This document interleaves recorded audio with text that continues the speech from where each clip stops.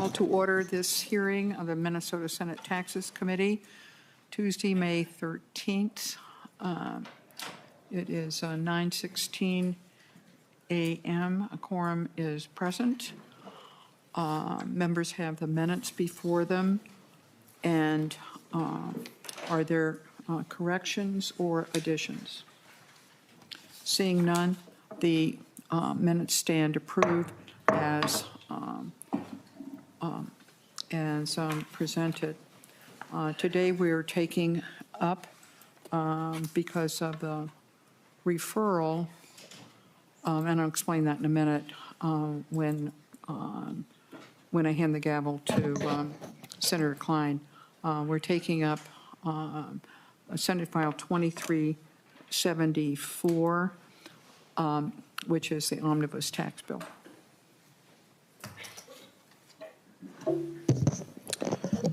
Senator Rest, we have Senate File 2374 taken from the table. Senator Rest.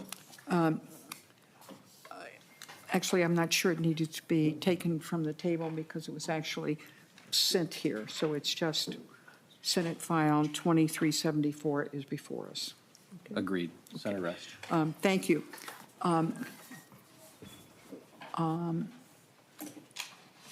We have the bill back before us because we needed to make an adjustment to we needed to make an adjustment to our spreadsheet that, according to our rules, could not be made on the Senate floor. So that's why the bill is back here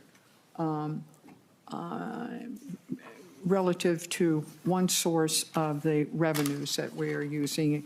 The that could not happen by our rules, couldn't happen on the floor. And it's not because it's some nefarious source of revenue. It's technical in terms of effective dates, so that's why it's here. So, Mr. Chairman, I would offer the A16 amendment. I believe people have it in front of you. Senator Rest offers the A16 amendment. Senator Rest. Thank you. The line 1.2 deletes section 7, and that is the any reference to the film credit. Lines 1.3 to 1.6 requires the property tax exemption for tribal-owned property in Cook County shall not exceed 5 parcels. I believe that was Senator Housechild's. That's more of a some of these things are clarifying rather than policy or fiscal. Requires the property tax. This was Senator Housechild's bill. Line 1.7 clarifies that the appropriation to pay for the agricultural water quality property tax credit is going to be taken from the general fund rather than the clean water fund. This is a provision of Senator Drazkowski, and he was aware that that change was going to be made. And it has to do with the Clean Water Fund makes single appropriations, and this property tax credit is ongoing. So it has to affect the general fund and not something like the Clean Water Fund. Lines 1.8 to 110 requires that the repayment of the land bank abatement must be made to the county, and the county shall distribute in the same proportion to the political subdivisions that granted the abatement. That comes from my bill on land banks. Lines 1.11 to 1.5 increases the, and this is a revenue source, increases the June accelerated remittance percentages to compensate for the increased costs from adjusting the LGA and CPA and removing the film credit provision. Lines 1.16 to 1.18 changes the annual reduction to LGA and CPA to $10 million instead of $20 million. Line 1.19, adjust the Soil and Water Conservation District aid appropriation for FY 26-27. Line 120 deletes a section adjusting the CPA aid gap percentage calculation that was necessary in order to effectuate a $20 million reduction to CPA. Lines 121 to 122 removes, remove the remove the requirement that local governments must not impose a new LST for 1 year after an existing one has expired. That was a suggestion brought to me in the LST article by Senator Coran. We've had more than one discussion about it, and I agreed to make that change here, and the representatives from the League of Cities and county organizations are aware of that change.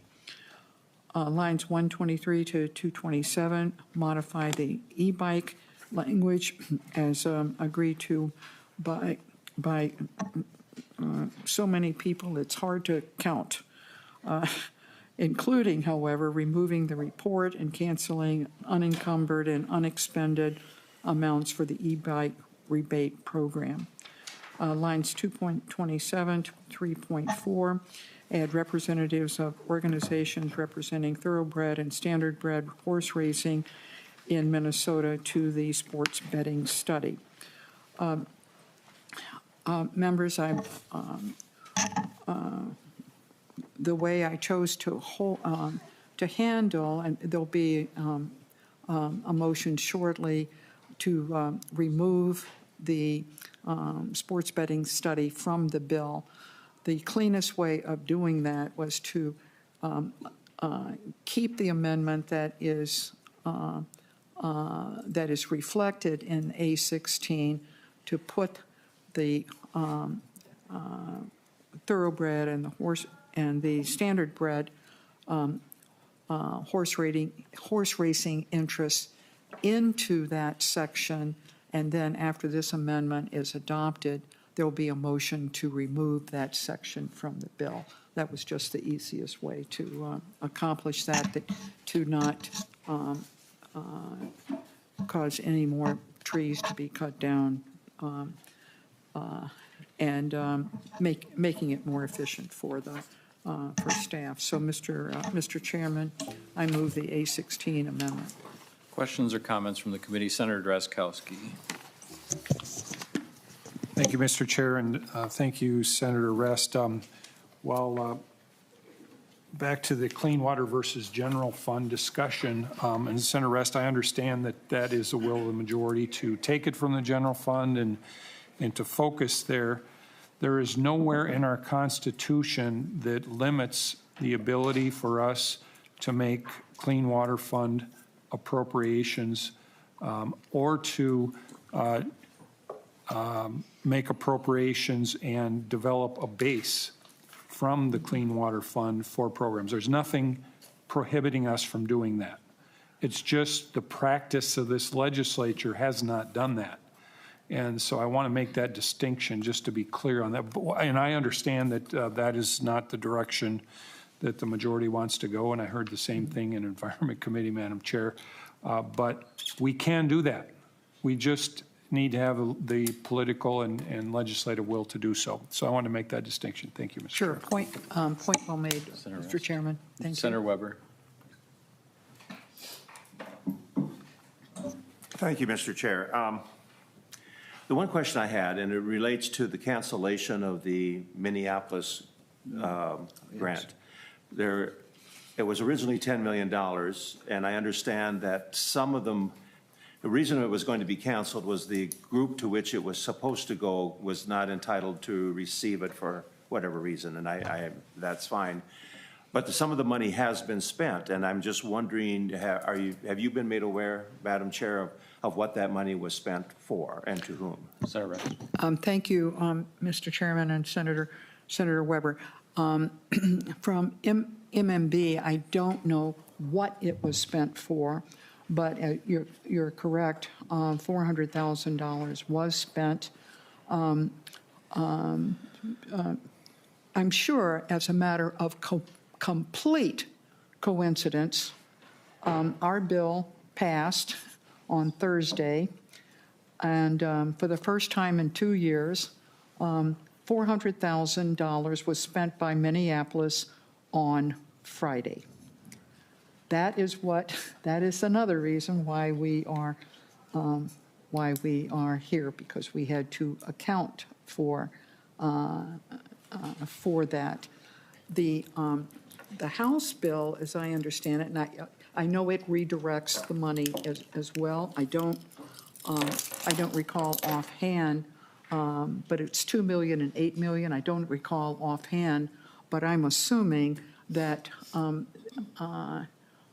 they will have to deal with that as that cost from the spending, and I have no judgment about what it was spent for, except the amazing coincidence of the timing.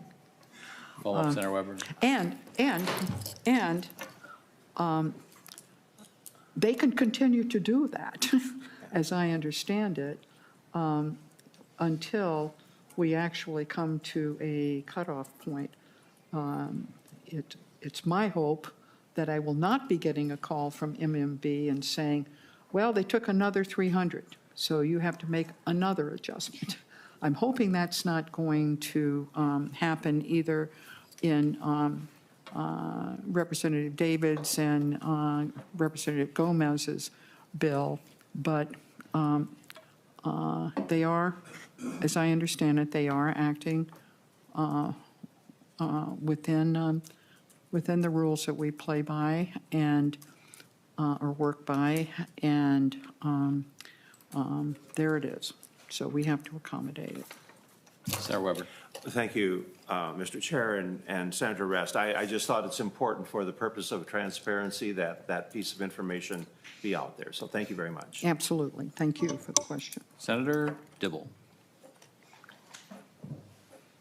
Thank you, Mr. Chair. I spoke to this matter at our last hearing and provided the chair with a document showing exactly to whom the funds went to and exactly how they were envisioned to be spent. And the reason why it took a little while, frankly, it was because DEED was slow in working out a contract with the city of Minneapolis and the foundation through whom these funds are flowing. And so that's the reason there was a little bit of a late start. But the fact is, and Madam Chair, I respectfully, I just have different information than you do. The programs, and I enumerated in my presentation at the last hearing what exactly the program funds were for and how they're going out to help the businesses with a number of issues that they're facing. So that program was stood up in the latter part of last year. And as we know, those funds are paid out on a reimbursement basis. And so those funds in actuality have been being spent for about 6 months now. What happened, was that invoices have been coming in and expenditures have been being paid on those invoices. So, I respect the information you have. I just have different information. It's not some magical development that some funds went out late last week. Those were all done in due course of time through the invoicing process and the expenditure process that's going on. There's nothing untoward or, there's nothing about those funds that are going to a entity or a program that's not qualified. It's exactly how what was conceived at the time at which those funds were appropriated in the last biennium, and now they're going out for the purposes for which they're intended. We may disagree whether or not that's a good purpose. I happen to believe those are really good purposes. It's helping a lot of struggling, very, very small mom and pop businesses in that part of Minneapolis with things like marketing and, business capacity building and, placemaking and all the things to bring some vitality and revitalization back to that part of Minneapolis. Thank you, Madam Chair. Senator Rest. Thank you. Senator Dibble, I didn't make any comment about the value of the program. and wouldn't have known that those expenditures had been accounted for, except with an alert from MMB to whom they have to be reported. And it just seemed very strange that they maybe could not have, maybe 2 days earlier, we could have made an adjustment in the bill on Thursday. And so I'm not blaming MMB either. I mean, they have to do what they have to do. But it is a major reason why we're back here today. That's all. Senator Dibble. Just a couple of other points. One is, I think the expenditure that was made last week was a little over $1 million.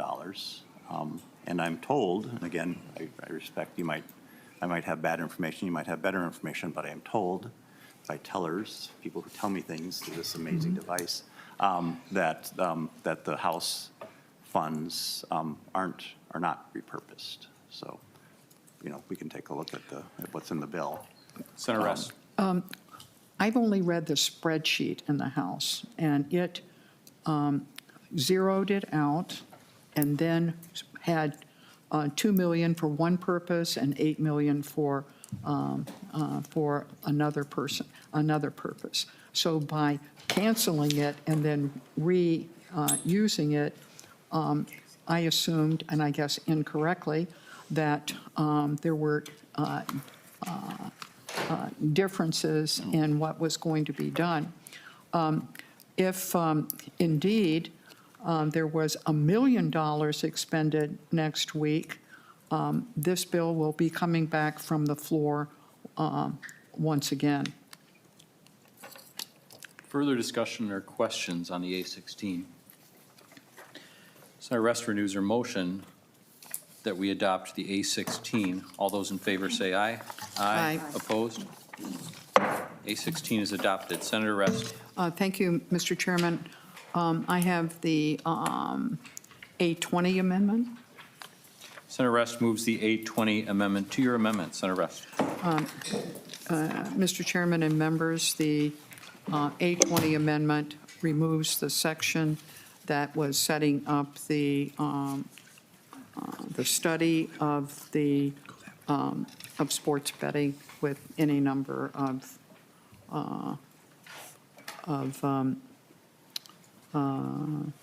interest who are involved, referred to in the amendment. The other studies responding to criticism in the Rules Committee yesterday are all based on bills that have been heard and testimony taken on bills that are in the tax bill. And there's been a general understanding. This is a year of real uncertainty about how things are going to go forward. And we had a lot of I don't knows, but it's a good idea, and in bills that came before us, and that they are worthy because the House bill is so different and does not deal with a 4-year period and all kinds of other things. No particular interest in revenue that, in my opinion, is obviously not going to stay at that point, but where there were going to be opportunities, if we didn't have some sort of study language, placeholder, whatever you want to call it, we would be hard-pressed to be bringing up those issues in conference committee. So without any apology whatsoever, those provisions were in there. I think I explained the other day the reason why the repurposing the tax at built Target Field is in there is because, I don't know how many weeks ago it was, but I announced simultaneously with Hennepin County that we were going to back off the a provision that was in the Hennepin County's legislative platform language, for the most part, that was very familiar, been widely reported, and kind of put our eggs in the basket of helping keep our hospitals alive and working for the poor and the sick in the various state proposals that were being discussed. The middle of last week, the prospects of that happening grew dimmer and dimmer and dimmer. And after a couple of conversations with Senator Wicklund, I asked her, can I at least, or would it be okay with you, since otherwise it's her committee's jurisdiction, if I put the proposal for that has been around for the last couple of years, propose that for the tax bill. For the main, the language is identical to what we've been working with, and make it a subject that we could deal with in conference committee. And she raised no objections whatsoever, and so I proceeded. Since that time, I've had a couple of meetings with the principals. There is another one scheduled this week that would involve certainly now Hennepin County and its representatives, the chairs of the co-chairs in the House of the Tax Committee, Senator Weber and me, representatives from the Twins and the CEO of North Memorial and their advisors. That meeting is going to be taking place this week, and I still hope that there is possibility that we can work something out and be successful. Meanwhile, I also hope that by putting that proposal forward, that it might jumpstart or restart serious conversations at the state level to have a state proposal that would move forward, that would benefit all the hospitals in Minnesota. So that's the rationale for that, and that's why that one is changed from a study into the actual language that most of us have seen more than once.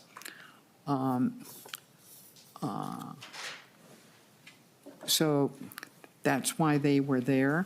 The sports betting one continues to draw the most controversy, and that controversy continues and has led to conversations here among our committee members, and that's the reason why we have the A20 amendment, Mr. Chairman. From the committee, questions or comments on 820? Madam Chair, I have a couple comments, or Senator Rest, I have a couple comments, and I try to follow your example in not rendering an opinion when I'm in this role with the gavel, but I hope the committee will indulge me in just a couple comments on the 820. Sure. I will. Yeah, once again, this session, and Madam Chair, I understand this is a difficult session. It's going to be very hard to land all of our bills, which we need to pass on deadline, and compromises are made, and everyone sacrifices priorities that are important to them. Once again this year, we are going to abandon Minnesotans who feel they have a legitimate right to sports wager on their mobile devices, and are doing so already in abundant numbers, and are doing so on platforms that are unregulated, unsafe, and predatory. We are refusing to move forward, even with a study, to find out if we can make it safer and more profitable to the state to move forward with this.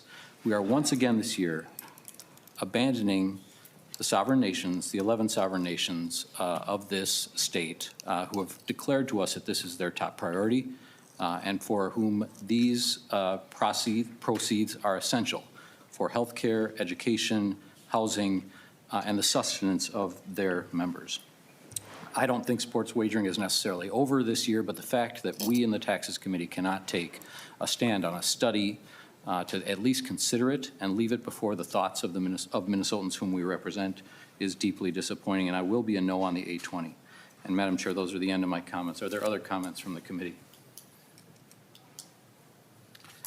If none, all in favor of the 820 say aye.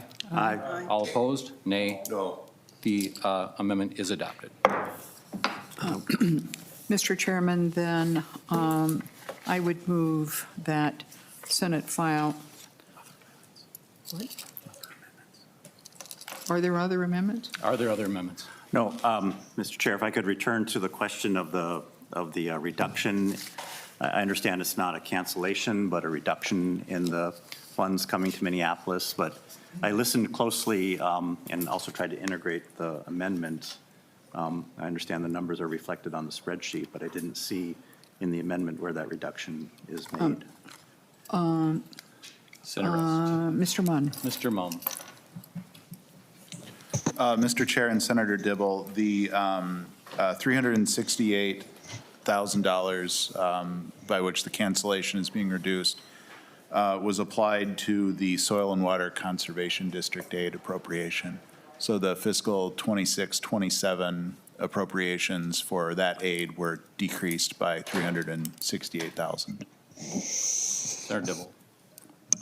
I don't understand exactly how that interacts with the Minneapolis grant, but I'll come back to it later. And I'll just, I would just ask the Madam Chair if we could continue to talk about this. We know that there's a program that stood up and is up and running, functioning well, serving small businesses, many immigrant businesses and mom and pop businesses on Lake Street, Minneapolis. And, I offered an amendment to remove that and withdrew it out of respect and also to not throw the bill out of balance. And I would appreciate the opportunity to keep talking about it. Thank you. Yeah. Senator Rest. Yeah, Mr. Chairman, when considering and having conversations such as they were with members, was looking for opportunities not to raise revenue, but to where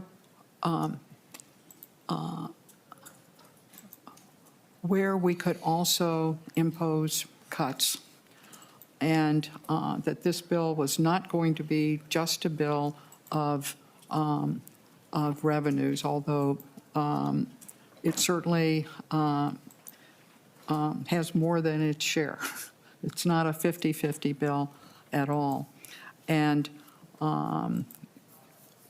it was represented to me that there were not particularly any plans for that money, that it was sitting untouched and had been for 2 years. And that may well be misapprehension on my part, but that's what I was, that was the information I received. And I'm sure it's going to be a topic in conference committee, and I don't doubt that we're going to try and find a way of giving relief to it. Further questions or amendments on Senate File 2374 as amended?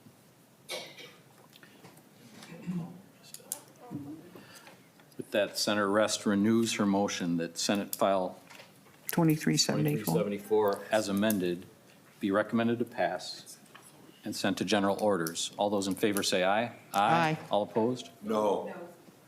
The motion is adopted. There being no further business before this committee, we are adjourned.